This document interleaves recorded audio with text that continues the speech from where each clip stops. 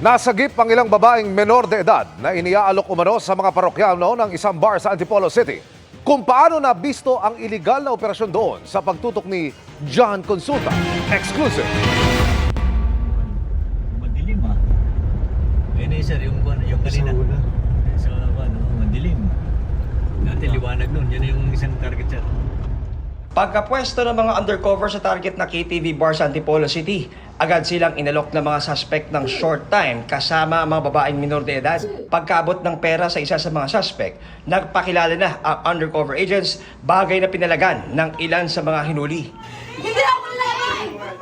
Walang masama! Tingnan, panindigan mo! Walang masama! Wala nag-barbay dito! Wala nag-VIP! Ano ba tagyala mo na makakasama? Ay, hindi!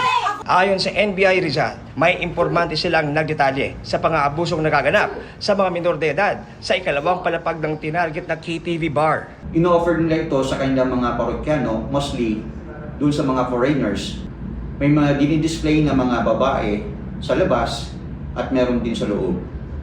Ang mga minor ay nandoon sa loob, dun nila ito ino-offer sa mga kanilang kliyente. 10 ang nasagip sa operasyon, 4 ang napatunayang minor de edad matapos dumaan sa dental examination ng NBI.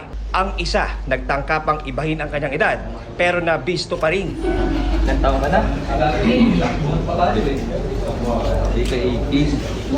Hindi rin maitanggi ng mga suspect ang tinanggap na mark money. A ultraviolet light examination were conducted on their hands and it yielded a positive result of yellow fluorescent powder, which indicates na ni-receive nila ang entrapment money during the operation. Sinisika pa namin makuha ang panig ng 4 na inarestong suspect na na-inquest na sa reklamong qualified human trafficking in person at child abuse. Para sa GMA Integrated News, John Consulta, nakatutok 24 oras.